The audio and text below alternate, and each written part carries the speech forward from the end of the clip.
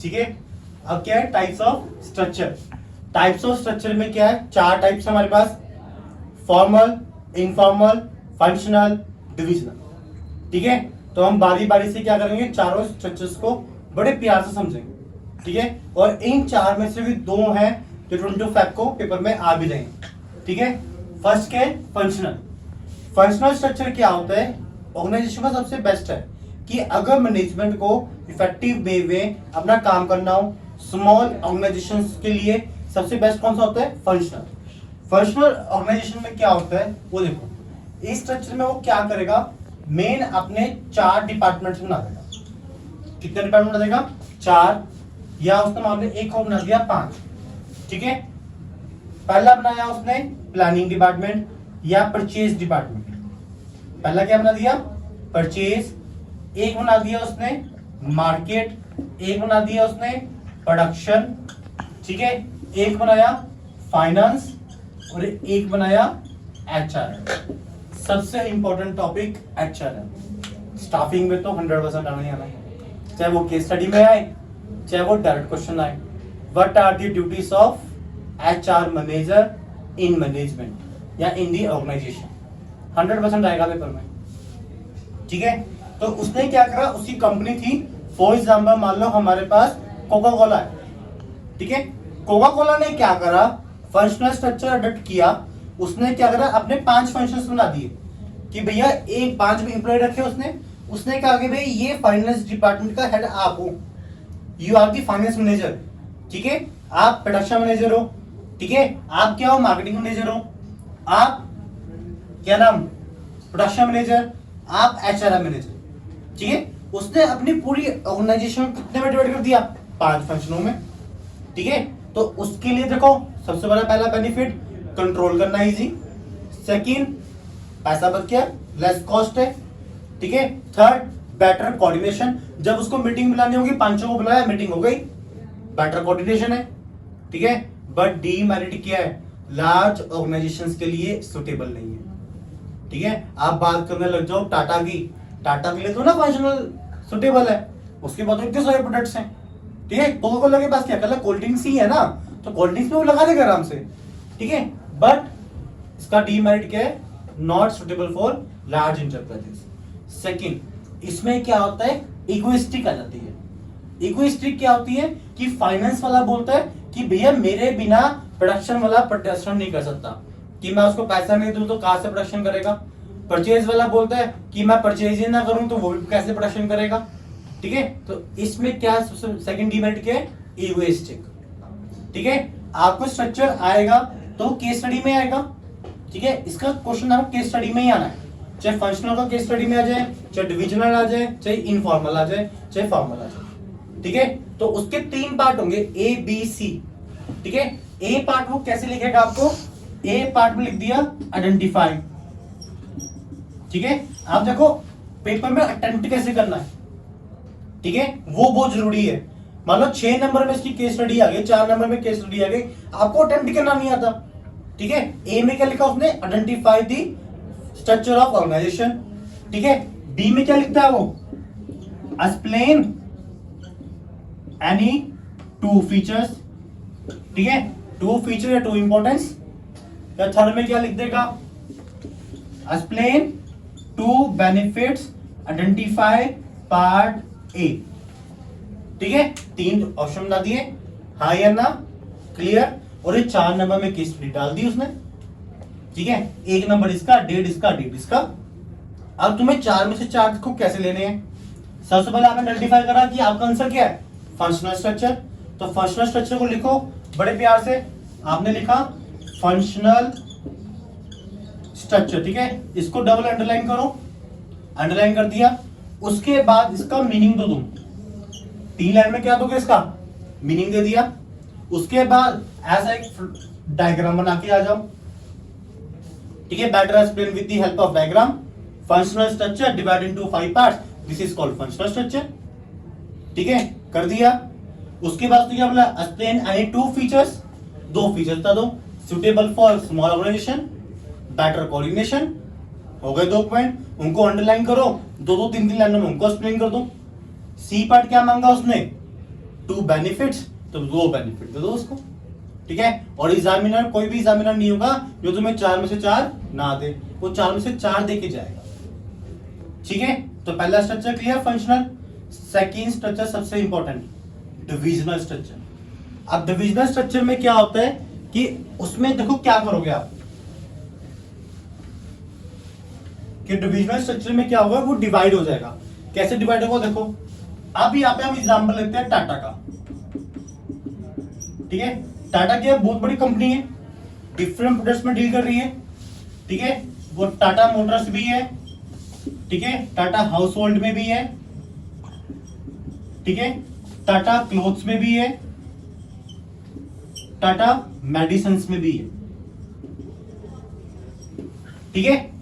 उसके बाद 4 सेक्टर्स है काम करने के लिए। अच्छा, सबसे बड़ा टाटा टेक्नोलॉजीज भी तो है ना, इंडस्ट्री में भी तो है ये टाटा स्टील, जो सबसे बड़ी कंपनीज की स्टील भी है, स्टील एंड आयरन, ठीक है।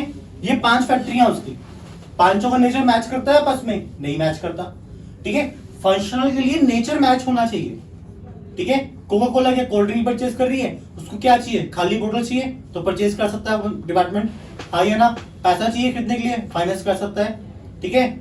इक्वली पैसा चाहिए, हर किसी की साइज की बोतल सेम आ रही है, प्राइस सबका सेम है। पैकेजिंग के लिए क्या लेबलिंग चाहिए, लेबलिंग का पैसा सेम होगा, तो यहाँ पे फंक्शनल लगेगा। बट टाटा जैसी कंपनी में क्या, उसके पास 5 कंपनियां अलग अलग नेचर की, ठीक है। मोटर्स का हाउस होल्ड से मैच नहीं करता, हाउस होल्ड का क्लोथ से मैच नहीं करता, क्लोथ का स्टील आयरन से मैच नहीं कर रहा, स्टील आयरन का मेडिसिन से मैच नहीं कर रहा। 5 के लिए क्या अलग अलग नेचर है, ठीक है।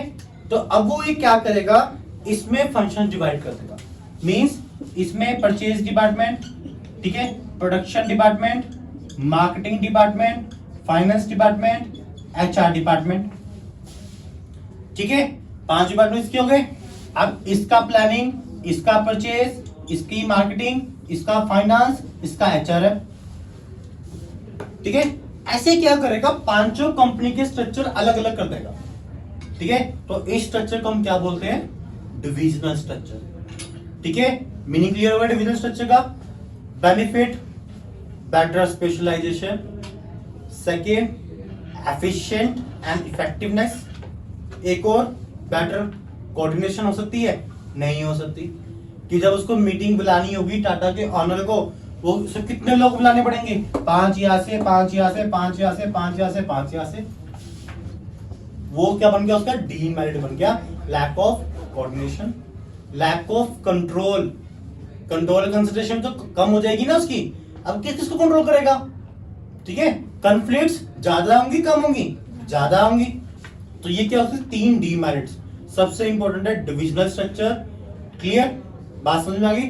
वैसे दोनों से जो मर्जी है, तुम्हें कोई डाउट ही नहीं है। फंक्शनल में क्या है कि वो एक एक डिपार्टमेंट बांटेगा, पर डिविजनल में क्या है, वो on the basis of product बांटेगा, ठीक है। जब उसने बोल दिया केस स्टडी में, जैसे ना 2019 में केस स्टडी आई थी, mister Lalu Ram as a shop हलवाई, ऐसा कुछ केस स्टडी थी, मुझे एग्जैक्ट याद नहीं है, ठीक है। लालू राम एक हलवाई है, उसने क्या करा, लड्डुओं के लिए अलग फाइनेंस डिपार्टमेंट कर दिया, ठीक है, बर्फी के लिए अलग फाइनेंस डिपार्टमेंट कर दिया, ठीक है। तो वो कौन सा है, डिविजनल, ठीक है। एक केस स्टडी है 2021 में कि मिस्टर राम है, उसके बाद 4 बिजनेस है, उसने उसके लिए वो स्ट्रक्चर्स ढूंढ रहा है, पर उसे मिल नहीं रहा कोई। सजेस्ट योर स्ट्रक्चर, तो कौन सा सजेस्ट करोगे उसको, डिविजनल सजेस्ट करोगे, कि कितने बिजनेस संभाल रहा है, 4, चारों को नीचे मैच करे ना करे डिपेंड करता है, ठीक है। उसके लिए डिविजनल बेस्ट रहेगा, फंक्शनल बेस्ट रहेगा, डिविजनल बेस्ट रहेगा, ठीक है। और लास्ट 2 स्ट्रक्चर कौन से रहेंगे हमारे, फॉर्मल एंड इनफॉर्मल। देखो फॉर्मल इनफॉर्मल में सिंपल सा डिफरेंस क्या है। फॉर्मल स्ट्रक्चर क्या होता है कि आपका जो ऑर्गेनाइजेशन है वो सिस्टमेटिक वे में चलेगा, ठीक है। जैसे हमारे रूल्स एंड रेगुलेशंस हैं, वैसे ही आपका क्या चलेगा, फॉर्मल स्ट्रक्चर चलेगा, ठीक है। मैनेजमेंट ने क्या दिया कि सबसे पहले प्लानिंग करनी है, ऑर्गेनाइजिंग करनी है, फिर स्टाफिंग करनी है, फिर डायरेक्टिंग करनी है, फिर कंट्रोलिंग करनी है। हम उस रूल्स को नहीं ब्रेक करते, ठीक है। तो वो क्या हमारा फॉर्मल स्ट्रक्चर, ठीक है। कि हमें बचपन से क्या सिखाया गया है, बड़ों की रिस्पेक्ट करो, वो भी क्या है, फॉर्मल स्ट्रक्चर, ठीक है। सुपीरियर सबॉर्डिनेट को क्या देगा, कमांड देगा, तो वो फॉलो कर रहा है, तो वो भी क्या है, फॉर्मल स्ट्रक्चर। ठीक है, कि फॉर्मल स्ट्रक्चर का मतलब क्या है कि जो भी काम होगा सिस्टमेटिक वे में काम होगा। ठीक है, बात समझ में आ गई। तो उसका बेनिफिट्स क्या होगा, बेटर कोऑर्डिनेशन होगी, एफिशिएंट होगा, इफेक्टिवनेस होगा, ग्रोथ प्रोसेस होगा, गोल ओरिएंटेड प्रोसेस है। अच्छा, डीमेरिट्स क्या होंगे इसके, मोरल डिक्रीज हो जाएगा। ठीक है, वर्किंग एनवायरनमेंट अच्छा नहीं है। नो डाउट मैनेजमेंट के लिए वर्किंग एनवायरनमेंट अच्छा है, बट एम्प्लॉय के लिए वर्किंग एनवायरनमेंट अच्छा नहीं है। वो क्या सोचेगा, या मुझे हमेशा इसकी बात माननी पड़ती है, कभी कभार ये गलत होता है फिर भी इसकी बात मुझे माननी पड़ती है। ठीक है, ये सोचता भी नहीं है कि मैं भी जो थका हुआ इंसान हूँ, कि मैं भी थक चुका हूँ, मुझसे फिर भी ओवर टाइम करवा रहा है। ठीक है, पर कंपनी में हमें सुननी पड़ती है वो इसकी, तो वो क्या उसका डीमेरिट हो जाता है। और डीमेरिट क्या हो सकता है फॉर्मूला का हमारे पास, कि आप उसमें क्या सकते हो कि ignores social needs of employ, कि सोशल नीड्स सबसे ज्यादा एम्प्लॉय की इग्नोर होती है। सोशल नीड्स जैसे कि फॉर एग्जाम्पल मान लो आपका एम्प्लॉय आपके पास काम कर रहा है, उसके कोई रिलेटिव में किसी को बीमार हो गया, ठीक है, बट आपकी कंपनी के पास बहुत बड़ा ऑर्डर आया, आप छुट्टी नहीं दे सकते, तो आप छुट्टी दोगे उसको कि वो बीमार हो गया, उसको रिश्ता वो चला जाए, उसको दवाई दिला ले? आप मना कर दोगे कि आपके पास राइट नहीं है, आप नहीं जा सकते। तो क्या कर रहे हो आप, एम्प्लॉय की सोशल नीड खराब कर दे। ठीक है, क्योंकि फॉर्मल स्ट्रक्चर में काम कर रहे हैं। ठीक है, अगर उसके अपोजिट कर दे हम, वो क्या बन जाएगा हमारा इनफॉर्मल, कि उसमें क्या है, सारा कुछ अनसिस्टमेटिक वे है, बच्चे आ रहे हैं नहीं आ रहे हैं कोई मतलब नहीं है, काम हो रहा है नहीं हो रहा है कोई मतलब नहीं है, तो वो क्या हमारा इनफॉर्मल। इनफॉर्मल स्ट्रक्चर में क्या होता है, सोशल नीड्स के ऊपर ध्यान दिया जाता है, बट फॉर्मल स्ट्रक्चर में क्या होता है, मैनेजमेंट के ऑब्जेक्टिव्स की ओर ध्यान दिया जाता है। एक डिफरेंस आप याद कर सकते हो अथॉरिटी में। ठीक है, जो हमारा फॉर्मल है, फॉर्मल में अथॉरिटी देती है मैनेजमेंट, ठीक है, बट इसमें कोई पैटर्न डिसाइड नहीं है। इनफॉर्मल में तो कोई पैटर्न नहीं ना, क्योंकि सब क्या है, अनसिस्टमेटिक है, कोई किसी को बॉस मान रहा है, कोई किसी को बॉस, कुछ है ही नहीं इसमें। ठीक है, बट फॉर्मल में क्या है, मैनेजमेंट ऑर्डर देगी, मैनेजमेंट ही कमांड देगी, मैनेजमेंट ही डायरेक्शन बताएगी, बट इनफॉर्मल में ऐसा कुछ नहीं है। तो 3 डिफरेंस हो गए। चौथा difference, flow of communication. Communication कैसा होता है, जो हमारा फॉर्मल है, फॉर्मल में कम्युनिकेशन होगा किसके थ्रू, स्केलर चेन। हमने स्केलर चेन की थी ना प्रिंसिपल ऑफ मैनेजमेंट में, कि ए को अगर बी से बात करनी है, बी को सी से करनी है, सी को डी से करनी है, डी को ई से करनी है, तो सिस्टमेटिक वे में जाएंगे। ठीक है, तो वो स्केलर चेन है, तो स्केलर चेन किसमें फॉलो होती है, फॉर्मल में। बट जो इनफॉर्मल स्ट्रक्चर है उसमें ऐसी कोई स्केलर चेन है ही नहीं। ठीक है, कोई भी बंदा किसी से भी बात कर सकता है, तो उसको हम क्या बोलते हैं, इनफॉर्मल स्ट्रक्चर। क्लियर। तो आपके 2 इंपॉर्टेंट क्वेश्चन गए थे मैंने। पहला इंपॉर्टेंट क्वेश्चन जो आ सकता है, difference between formal and informal structure of the organisation. Clear. दूसरा क्वेश्चन आपका आ सकता है, डिविजनल और फंक्शनल की केस स्टडी। क्लियर। और एक बात ध्यान रखना कि आप इनकी फीचर्स, इंपॉर्टेंस और डीमेरिट्स तो याद रखना। मैं आपको फैक्ट बता देता हूं जो हर चीज में आ जाते हैं मैनेजमेंट में। बेटर कोऑर्डिनेशन आ जाएगा, दोनों का सेम। ठीक है, better coordination, effectiveness, efficiency, goal oriented. ठीक है, ये 3-4 तो बेस्ट है। ऑप्टिमम यूटिलाइजेशन ऑफ रिसोर्सेज सबसे बढ़िया। इंपॉर्टेंस हर किसी में आती है, हाँ या ना। ठीक है, तो आप ऐसे अपनी इंपॉर्टेंस याद कर सकते हैं। ठीक है, ये आपका चैप्टर था organising types of structure. Clear.